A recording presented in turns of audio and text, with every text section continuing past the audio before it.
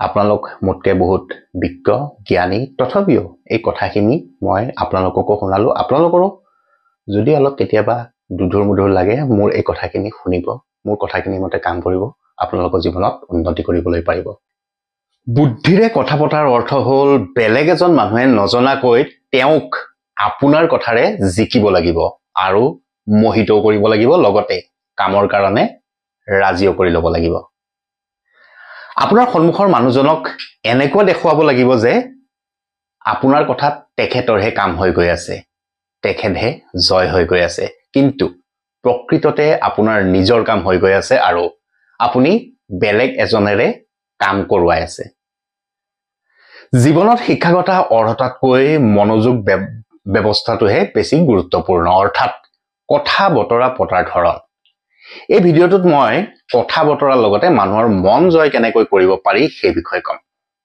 যিটো বহুত দৰকাৰ যদি আপুনি মানুহৰ পৰা কাম কৰাব বিচাৰিছে বিশেষকৈ খঙাল ব্যক্তিৰ কাৰণে যিজনক কথাৰে মোহিত কৰাত কঠিন হয় কেতিয়াবা জনপ্ৰিয় বিশেষজ্ঞই কোৱা কথা বা লিখনি শুনি চাব যে তেওঁ যেনেদৰে নিজৰ অনুভৱক লৈ চতুৰ ঠিক সেইদৰে তেওঁ নিজৰ বিচাৰ ব্যাখ্যা কৰাটো চতুৰ তেওঁ মানুহক নিজৰ কথাৰে মোহিত কৰি মানুহৰ মনৰ কথা উলিয়াবলৈ চেষ্টা কৰে বহু মানুহে বহু কিবা কিবি চিন্তা কৰে কিন্তু যেতিয়া কথা কোৱাৰ সময় আহে ভয় লাগে পাহৰি যায় যে তেওঁ কি কথা ক'ব লগা আছিল কেনেকৈ কথা ক'ব কেনেকৈ মানুহৰ মন জয় কৰিব কেনেকৈ নিজৰ মাজত বন্ধুত্ব গঢ়িব তুলিব মোৰ কথাবোৰ মনোযোগ দি শুনক পৃথিৱীৰ শক্তিদায়ক অস্ত্ৰ হৈছে শব্দ লাগিলে লিখনিৰ শব্দই হওক বা মুখৰ পৰা ওলোৱা শব্দ হওক শব্দ এনেকুৱা এটা অস্ত্ৰ যদি সঠিক সময়ত সঠিক ধৰণেৰে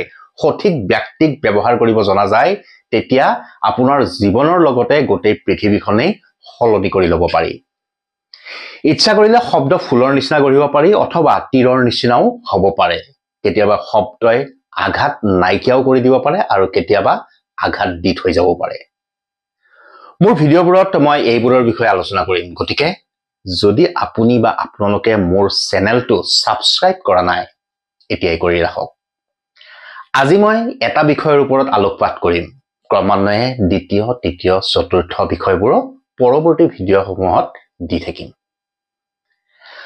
শব্দ তীৰৰ নিচিনা যিটো চলোৱাৰ আগত আমি তিনিবাৰ ভাবিব লাগি যে তীৰ আমি কাক মাৰিম কিয় মাৰিম আৰু তাৰ পৰিণাম কি হ'ব পাৰে ওপৰত থকাজনে আমাক দুখন কাণ আৰু এখন মুখ দিছে বেছিকৈ শুনিব দিছে আৰু কমকৈ কথা ক'বলৈ দিছে দুখন হাত আৰু এখন মুখ কম কথা বেছি কাম কৰি প্ৰমাণ কৰিব দিছে দুখন ভৰি আৰু এখন মুখ বিপদৰ সময়ত মনে মনে থাকি নিজৰ কাম কৰি গৈ থাকিব দিছে দুটা কান্ধ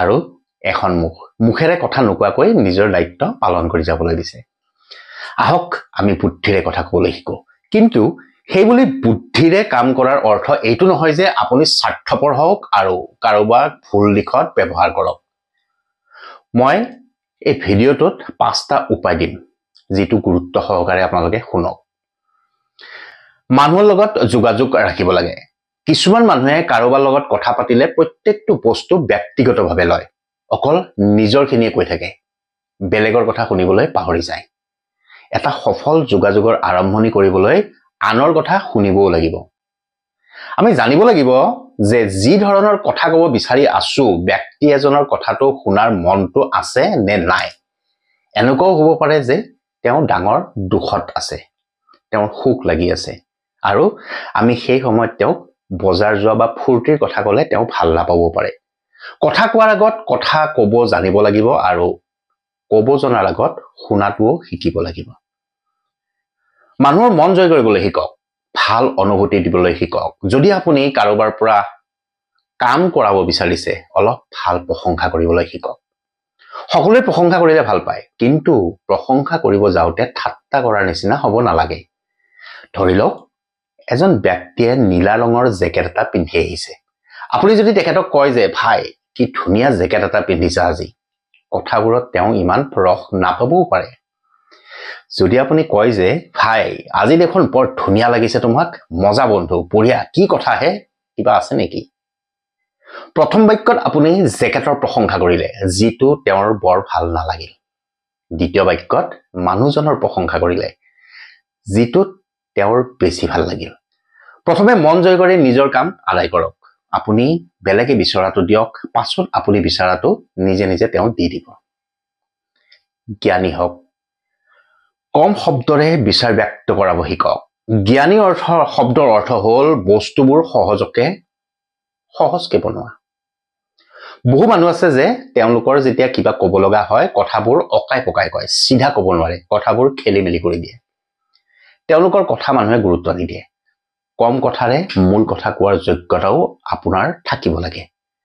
যিটো কাম 1 মিনিটত কৈ শেষ কৰিব পাৰি, তাত আপোনাৰ লগতে বেলেগৰ সময় নষ্ট কৰি কি লাভ?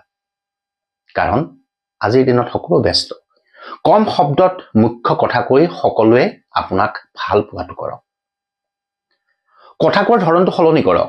কথা স্পষ্টকে ক'বলৈ শিকক।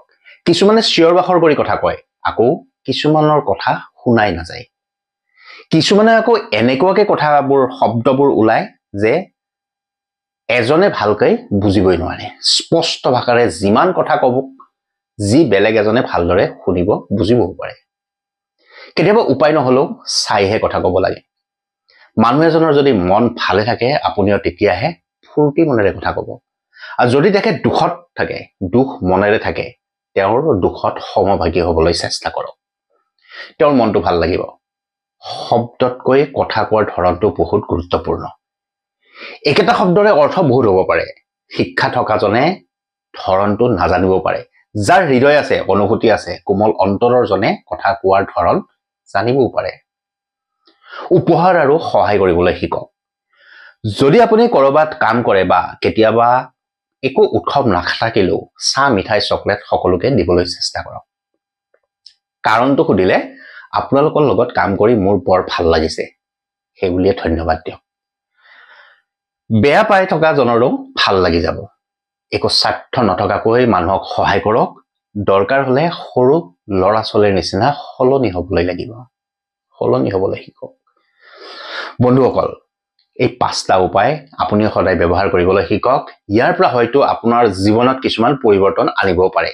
লগতে মই নিজেও চেষ্টা কৰিম মই কোৱা কথাখিনি ভালদৰে পালন কৰিবলৈ। কাৰণ কথা ক'বলৈ ময়ো শিকা নাছিলো।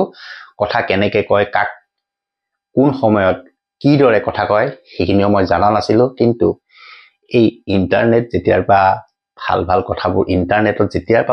কথাবোৰ অহা হৈছে, সেইবোৰো মই পঢ়িছো। পঢ়ি পেলাই মই অলপ শিকিবলৈ চেষ্টা কৰিছো, আৰু এই শিকাখিনিয়ে আপোনালোকক আওৰাইছো। আপোনালোক মোতকে বহুত বিজ্ঞ, জ্ঞানী, তথাপিও এই কথাখিনি মই আপোনালোককো শুনালো। আপোনালোকৰো যদি অলপ কেতিয়াবা দুধুৰ মুধুৰ লাগে, মোৰ এই কথাখিনি শুনিব, মোৰ কথাখিনি মতে কাম কৰিব, আপোনালোকৰ জীৱনত উন্নতি কৰিবলৈ পাৰিব। ধন্যবাদ।